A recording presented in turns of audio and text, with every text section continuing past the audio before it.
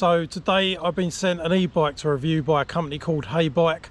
This is the EC1, and what I already know about this bike, we're going to jump on it and ride it very soon, is that it is a very sleek commuter style bike. It's got puncture resistant tyres, it's got an integrated Samsung quality battery, and all the cables are internally routed. It's a very tidy looking e-bike, if not one of the tidiest ones I've ever seen. You've got almost no signs that it's an e-bike at all. A lot of people may be mistaken for thinking this is just a regular bike. But before we get out on this, the bike's arrived and it's only got about 10 psi in the tyres. I've been sent this little product by Flextail and I haven't actually tried it yet. I'm going to be absolutely blown away if it works. Have a look at this. This is supposedly a bike pump, and there's no way in the world this is going to work, is it? Look at the size of it. So all I've done is charge it with a USB-C cable overnight. You've got a soft silicone case on it, and you can change out the end on it and change it from Schrader to Presta style valves. I've got it set up for Schrader because that's what's on this bike today, and I'm really hoping it's going to get the tyres pumped up. Let's try it out. Let's give it a shot. Right, just to show you, I ain't lying, that is squidgy as hell. There's no way we're doing a review on this bike with it like that, so that's mad, isn't it? There's no way this is going to work. Right, let's hold it on so the light goes red. One little short press.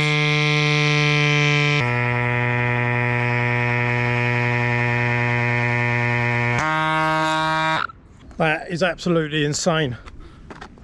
I'll put the link in the details for anyone interested in buying this. I didn't think this little thing will work, but it's actually smashed it. How on earth do they manage to get that much pressure into a little device that's rechargeable that big? Anyway, gonna get the back tyre done and get straight on with the review. So this bike doesn't have a throttle at all. This is a little bit different for me today. I've got something that's actually 250 watt with an actual 250 watt motor, so it's gonna make everyone happy, the Karens, the non-Karens. One thing I will point out though that will annoy the Karens is that even with a 250 watt motor and a 36 volt battery, I hate to break it to you guys, it's going to upset you, but they will do faster than 15 mile an hour. On average, a 36 volt 250 watt e-bike will do 20-22 miles an hour usually. We'll find that out in a little bit hopefully. Yeah, this comes no throttle, 250 watt motor, restricted to 15 miles an hour, and I don't know, I feel like there's people out there that really want to stick to the law, which is fair enough. The UK legislation, obviously you're only allowed 250 watt e-bikes limited to 15 mile an hour, but a 250 watt will do 20 mile an hour anyway. We're in the beautiful Lee Valley Park today, and I don't really know the area, so I'm not sure how quick we can get up to speed, but let's give it a little try. I'm doing 15, guys. Oh dear, I'm doing 18 miles an hour off-road. What a naughty boy. 21.5. Seems to be about the average cruising speed, 21.5 miles an hour. You obviously got the road style tyres on here that are going to make you go quicker anyway, so that's a bonus in a way. You haven't got big squishy tyres that are going to slow you down. You've got like hybrid tyres, and these tyres on this bike, the tyres on this bike are supposed to be puncture resistant as well. But for a bike that's supposedly legal, it's actually flying along. Absolutely beautiful down here today. We're in Lee Valley Park today in Hertfordshire. The thing with this bike that sits out the most to me, really lightweight, I think it's 19.2 kilos. It's definitely under 20 kilos, so you know, for those of you that need to carry it up a flight of stairs or just don't want a heavy bike to lug about to put on the train or carry up flights of stairs, etc. It's a really good bike for that. All the cables are internally routed through the headset and through the frame. Also, nicely integrated is a Samsung battery, which I like to see that. I like to see when bike manufacturers actually put a branded, you know, battery cell. Even with a battery integrated, it is still actually removable, so you can take this battery off and charge it. Now, you're not going to get the absolute, you're never going to get ridiculous range with a battery that's subtle. I mean, Heybike are quoting 100 kilometers, 62 mile range on this bike. I always take the manufacturer's range with a pinch of salt. Obviously depends on the conditions and everything. I don't personally think in the real world you're likely to get that every time, but I still think you're going to get a decent range of at least 20 miles, but you know,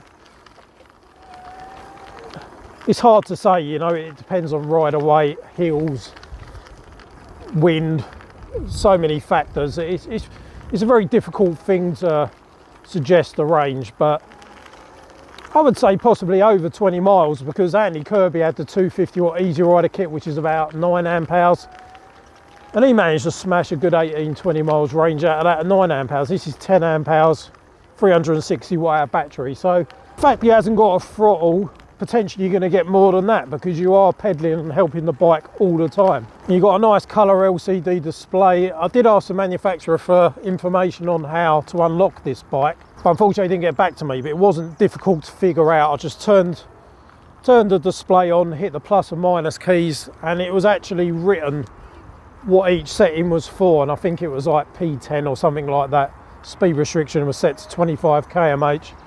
I've set it to miles an hour and unrestricted it now, and as you can see it flies along probably faster than 21 downhill, but on flat ground back there we got 21 miles an hour out of it, so that's really good.